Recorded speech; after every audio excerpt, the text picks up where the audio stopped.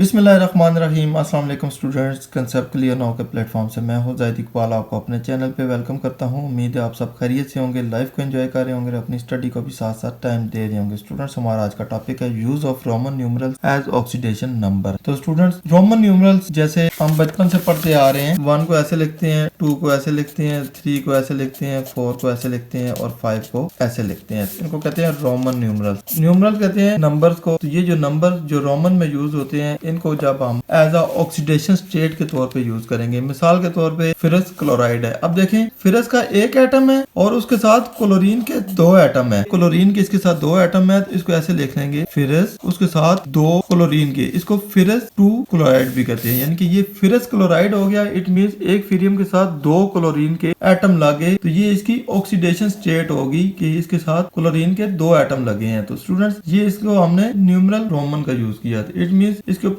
जो oxidation state थी वो हमने यहाँ पे शो कर दी कि क्लोरीन के ऊपर ऑक्सीडेशन स्टेट 2 की है। इसी तरह फेरियम क्लोराइड होगा FeCl3 मिसाल, तो क्लोरीन के 3 एटम और फेरियम का येलो का 1 एटम, तो इसको हम ऐसे लिखेंगे फेरियस 3 क्लोराइड। यानी कि क्लोरीन के 3 एटम इसके साथ लगेंगे तो ये फेरियम क्लोराइड बन जाएगा। तो स्टूडेंट, ये इसकी ऑक्सीडेशन स्टेट हमने नॉर्मल में लिख ली। तो स्टूडेंट्स, रोमन न्यूमरल को जब हम as a oxidation state use करेंगे तो इसका मतलब ये होगा कि उसका जो ऑक्सीडेशन नंबर था, सल्फेट का 2 था, यहाँ पे क्लोरीन का भी 2 था और क्लोराइड का 3 था, तो हमने उसको क्लोराइड 3 या सल्फेट के बाद ब्रैकेट डाल के 2 लिखने के बजाय सिंपल इसको शुरू में 2 लिख दिया। इट मींस कि ये कपरिक सल्फेट हो गया और इसके ऊपर ऑक्सीडेशन स्टेट 2 थी। इस तरह ये फेरस क्लोराइड हो गया, इसके ऊपर ऑक्सीडेशन स्टेट भी 2 थी और ये फेरियम क्लोराइड हो गया। इट मींस इसके ऊपर भी क्लोरीन की ऑक्सीडेशन स्टेट 3 थी, यहाँ पे 3 लिखा हुआ है। तो स्टूडेंट्स, वीडियो का बकायदा आगाज करने से पहले आप सब दोस्तों से रिक्वेस्ट है, चैनल को सब्सक्राइब करें। स्पेशली जो new viewers, new commerce channel पे आ रहे हैं, चैनल को लाजमी सब्सक्राइब करें, वीडियो को वॉच करें, साथ साथ लाइक का बटन जो अंगूठे का निशान है उसको दबा दिया करें। आप लोगों के लिए जो मैं एफर्ट करता हूँ, आप वीडियो को लाइक करते हैं, उससे मेरा हौसला बढ़ जाता है। और वीडियोस को दोस्तों के साथ, कजन्स, रिलेटिव्स, क्लासमेट के साथ लाजमी शेयर करें। पॉजिटिव माइंड से किसी के साथ नेकी करेंगे, आपके साथ भी नेकी वाला मामला होता है। और बेल आइकन जो घंटी का बटन है उसको लाजमी दबाएं ताकि मेरी नए आने वाली नोटिफिकेशन, वीडियोस और टॉपिक्स टाइमली आपको मिल सके और आपको किसी किस्म की परेशानी का सामना न करना पड़े। वीडियो का बकायदा आगाज करते हैं, use of Roman numerals as oxidation number. तो स्टूडेंट्स, ये चीज ध्यान में रखें कि ये वहाँ पे यूज किए जाते हैं जहाँ पे ट्रांजिशन एलिमेंट दूसरे एलिमेंट के साथ रिएक्शन में आ रहा हो, तो वहाँ पे हम उसकी ऑक्सीडेशन स्टेट रोमन न्यूमरल से लिखते हैं। अब देखें, यहाँ पे 2 किस्म के ट्रांजिशन मेटल यूज किए गए हैं, एक कॉपर है और एक है फेरियम। तो स्टूडेंट, ये दोनों डी ब्लॉक से ताल्लुक रखते हैं। ये है पीरियोडिक टेबल, इसमें देखें 4 ब्लॉक हैं, एक ये है, एक ये है, एक ये है, ये है। इसको कहते हैं एस ब्लॉक, इसको कहते हैं पी ब्लॉक, इसको कहते हैं एफ ब्लॉक और इसको कहते हैं डी ब्लॉक। तो स्टूडेंट, एस ब्लॉक में सारे मेटल्स होते हैं, पी ब्लॉक में सारे नॉन मेटल्स होते हैं, एफ ब्लॉक में वो एलिमेंट हैं जो कि इसके अंदर ऐड है ग्रुप 6 और 7 के अंदर, एक्टिनाइड और लैक्टिनाइड। इलेक्ट्रॉनिक कॉन्फ़िगरेशन करेंगे तो इनका जो वैलेंस शेल होगा उसमें इलेक्ट्रॉन एस सब शेल में आकर खत्म होंगे, इसलिए इनको एस ब्लॉक कहते हैं। इनकी इलेक्ट्रॉनिक कॉन्फ़िगरेशन करें तो वैलेंस शेल में जो इलेक्ट्रॉन जाके फिल होंगे फाइनल, वो पी ब्लॉक में फिल होंगे, इसलिए इनको पी ब्लॉक कहते हैं। इनकी एफ ब्लॉक में फिल होंगे, इसी तरह इनके डी ब्लॉक में जाके इलेक्ट्रॉन सारे खत्म हो जाएंगे। इट मीन उसके वैलेंस शेल में जो इलेक्ट्रॉन्स खत्म होंगे वो डी ब्लॉक होगा, इसलिए इनको डी ब्लॉक एलिमेंट कहते हैं। इसमें देखें, ये फेरम है जो कि ग्रुप 8 से ताल्लुक रखता है और ये देखें कॉपर है जो कि ग्रुप 11 से ताल्लुक रखता है, तो ये इस डी ब्लॉक में आ रहा है। इनको ट्रांजिशन एलिमेंट कहते हैं। ट्रांजिशन एलिमेंट इसलिए कहते हैं कि इनकी पूरी प्रॉपर्टीज अभी तक हमें मालूम नहीं है, ये ट्रांजिशन फेज में है, ये सारे हमें मालूम है लेकिन इनकी सारी प्रॉपर्टीज मालूम नहीं है, इनके बारे में हम थोड़ा बहुत जानते हैं, ज्यादा नहीं जानते, इसलिए ट्रांजिशन एलिमेंट है। और फेरियम और कॉपर दोनों इस ग्रुप में आ रहे हैं, ये दोनों ट्रांजिशन एलिमेंट है। इनके साथ जब क्लोरीन देखें, ये सल्फेट देखें और ऑक्सीजन, ये सारे पी ब्लॉक से ताल्लुक रखते हैं। इट मींस डी ब्लॉक के साथ पी ब्लॉक के जो एलिमेंट लगेंगे तो उनकी जो ऑक्सीडेशन स्टेट होगी हम रोमन न्यूमरल से शो करेंगे। तो स्टूडेंट, यहाँ पे देखें तो 2 ट्रांजिशन एलिमेंट हैं, एक कॉपर है और दूसरा फेरियम है। तो ये दोनों हमने देख लिया कि एक ग्रुप 8 से ताल्लुक रखता था, एक ग्रुप 11 से ताल्लुक रखता था, दोनों डी ब्लॉक में आ रहे थे, दोनों ट्रांजिशन एलिमेंट है। तो स्टूडेंट, इनके साथ देखें, एक के साथ सल्फेट लग रहा है और एक के साथ क्लोरीन लग रहा है। ये तीनों एलिमेंट पी ब्लॉक से ताल्लुक रखते हैं, नॉन मेटल्स हैं। तो स्टूडेंट, जब ट्रांजिशन एलिमेंट के साथ नॉन मेटल्स रिएक्शन में आएंगे, इनकी जो ऑक्सीडेशन स्टेट होगी हम रोमन न्यूमरल से लिखेंगे। देखें, कॉपर के साथ सल्फेट के 2 आयंस हैं, इट मींस कॉपर 2 सल्फेट हो गया। अब देखें, फेरस का एक एलिमेंट है प्लस क्लोरीन के 2 लगे हुए हैं Cl2, it means ferrous 2 chloride हो जाएगा। अब यहाँ पे देखें, फेरियम के साथ क्लोरीन के 3 एटम लगे हुए हैं, इट मींस ये फेरियम 3 क्लोराइड हो जाएगा। तो इनकी जो ऑक्सीडेशन स्टेट होगी रोमन न्यूमरल में जितने भी उसके एटम होंगे उस हिसाब से हम यहाँ पे लिख लेंगे। तो स्टूडेंट्स कहते हैं Roman numerals are used to indicate state the oxidation state of elements in compound. तो कंपाउंड के अंदर जो एलिमेंट्स होते हैं उनकी ऑक्सीडेशन स्टेट शो करने के लिए रोमन न्यूमरल्स यूज किए जाते हैं। अब इस कंपाउंड में देखें तो ऑक्सीडाइज कौन हो रहा है, सल्फेट हो रहा है और रिड्यूस हो रहा है कॉपर। सल्फेट जब ऑक्सीडाइज हो रहा है तो उसके ऊपर आयंस कितने हैं, 2 आयंस हैं। It means SO4 in bracket 2 है, तो इसको हम SO4 इन ब्रैकेट 2 लिखने के बजाय 2 सल्फेट लिख लेंगे। इसी तरह फेरस के साथ क्लोरीन के 2 एटम है, तो FeCl2 और इन ब्रैकेट 2 लिखने के बजाय इसको